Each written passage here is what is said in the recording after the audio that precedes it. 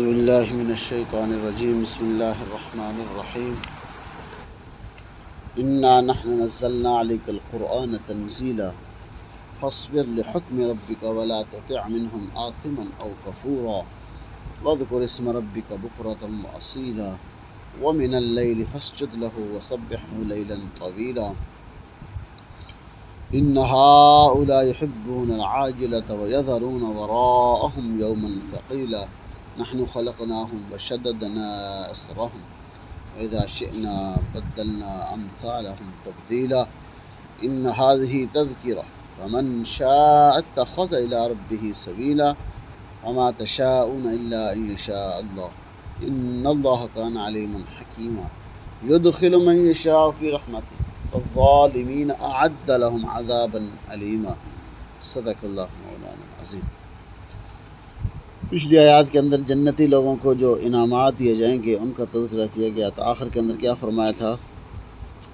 عالیہم ثیاب سندس خضر واستبرق، کہ ان کو ریشم کے باریک اور موٹے لباس پہنائے جائیں گے، وحلوا اساور من فضہ، اور ان کو سونے کے کنگن پہنائے جائیں گے، چاندی کے کنگن پہنائے جائیں گے، وسقاہم ربہم شرابا طہورا، اور ان کا رب ان کو شراب طہور پاکیزہ شراب جو ہے وہ پلائی جائے گی۔ اور کیا کہا جائے گا؟ ان ھذا کان لکم جزاء، یہ ہے تمہارا بدلہ، یہ ہے تمہاری جزا، یہ ہے تمہارا انعام اور اس کی مزدوری۔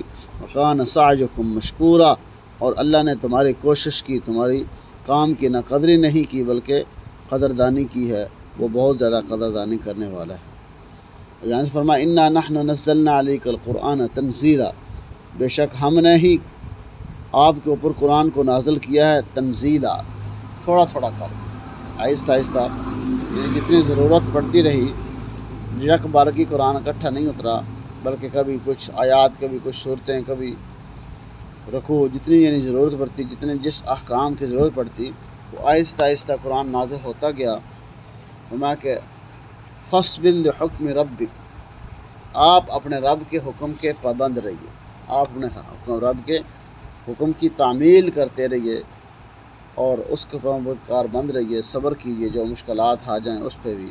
ولا تطع منہم آثما او کفورا، اور نہ کسی گناہ گار کی اور نہ کسی کافر کی اطاعت نہ کیجیے، کسی بات اس کی، یعنی جو کافر ہیں، جو گناہ گار لوگ ہیں، ان کی بات نہیں ماننی، بلکہ آپ نے اپنے رب کے حکم کی تعمیل کرنی ہے، آپ نے اپنے رب کے حکم کے مطابق زندگی گزارنی ہے، اس کے اوپر صبر کرنا ہے اور اپنے رب کو یاد کرنا ہے۔ وَاذْكُرِ اسْمَ رَبِّكَ بُكْرَةً وَأَصِيلًا، اور اپنے رب کا نام کا تذکرہ کیجیے، اپنے رب کو یاد کیجیے، بُكْرَةً وَأَصِيلًا، صبح و شام، یعنی کثرت کے ساتھ اپنے رب کو یاد کیجیے۔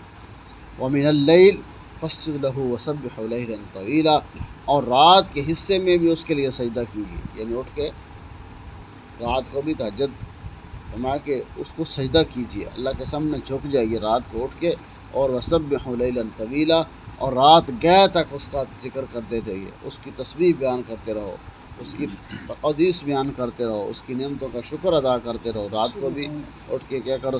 لمبے لمبے سجدے کرو، اور طویل رات تک، رات گئے تک کیا کرو؟ اس کی تسبیح بیان کیا کرو۔ ان ہؤلاء یحبون العاجلہ، بے شک وہ لوگ جلدی والی زندگی کو محبت اس کو پسند کرتے ہیں، جلدی والی یعنی جس کا رزلٹ جلدی آ جائے اس چیز کو جو پسند کرتے ہیں، یعنی دنیا کی زندگی کا نفع جلدی ہے اس لیے اس کو پسند کرتے ہیں، یعنی جو فوراً مل جاتا ہے اس کو جو پسند کرتے ہیں، کہ یہ اس زندگی کو زیادہ محبوب رکھتے ہیں جو ان کو جلدی والی زندگی ہے، یعنی دنیا والی زندگی۔ وَيَذَرُونَ وَرَاءَهُمْ يَوْمًا ثَقِيلًا، اور جو بھاری دن ہے، جو بہت بڑا وزنی دن ہے، اس کو انہوں نے چھوڑ دیا، یعنی وہ قیامت کا دن ہوگا، وہ بہت ثقیل دن ہے، بہت وزنی دن ہے، یعنی بہت مشکلات والا دن ہے، اور کیا ہے؟ اس کے اندر گھبراہٹ ہوگی، پریشانی ہوگی، لیکن جو دنیا کی محبت کو لے کے بیٹھے ہوئے ہیں اور دنیا کی چاہت ہی چاہتے ہیں اور دنیا کو ہی پسند کرتے ہیں، اور آخرت کا ان کو یقین بھی نہیں ہے، اس کو یہ پسند بھی نہیں کرتے۔ نحن خلقناہم وشددنا اسرہم، ہم ہی نے ان کو بھی پیدا کیا ہے اور ہم نے ہی ان کے جوڑ مضبوط کیے ہیں، ان کو سخت پیدا کیا ہے۔ یعنی ان کا تکبر، وہ تکبرانہ یہ بھی کہتے تھے کہ ہم اتنے طاقتور ہیں، ہم اتنے مضبوط ہیں، تو ہم کیسے آگ کے اندر جلائے جائیں گے؟ اور ہم ایسے کر لیتے ہیں ویسے کر لیتے ہیں، یعنی انہیں اپنی جوانی پہ، انہیں اپنے اس پہ ہر کیا تکبر تھا، ناز تھا۔ تو اللہ فرمایا کہ یہ پیدا کس نے کیا ہے تمہیں؟ یعنی تو مضبوط بھی ہم نے ہی تمہیں پیدا کیا ہے، تمہارے جوڑ جو ہڈیاں جو گوشت ہر یہ مضبوط ہم نے بنایا ہے، جو بنانے والا کون ہے؟ وہ اللہ ہی ہے۔ پھر وَإِذَا شِئْنَا بَدَّلْنَا أَمْثَالَهُمْ تَبْدِيلًا، اگر ہم چاہیں نا تو ہم تمہاری جگہ اور بھی بدل کر سکتے ہیں، یعنی تمہیں دنیا موت دے گے، تمہیں دنیا سے ختم کر کے اور لوگوں کو پیدا کر سکتے ہیں، یہ بھی ہمارے اندر اختیار ہے۔ یعنی تم جتنے بھی طاقت بنے رہو، لیکن جب اللہ نے چاہ لیا تو تمہیں موت آئے گی اور تم دنیا سے کو چھوڑ کر جاؤ گے۔ اب وہ کہاں لوگ چلے گئے؟ سارے دنیا چھوڑ چھاڑ کے کیا ہے قبر کے اندر چلے گئے، مگر کہ ہم جو چاہتے ہیں وہی کرتے ہیں، اور ہم ان کی جگہ اور لوگوں کو بھی بدل سکتے ہیں۔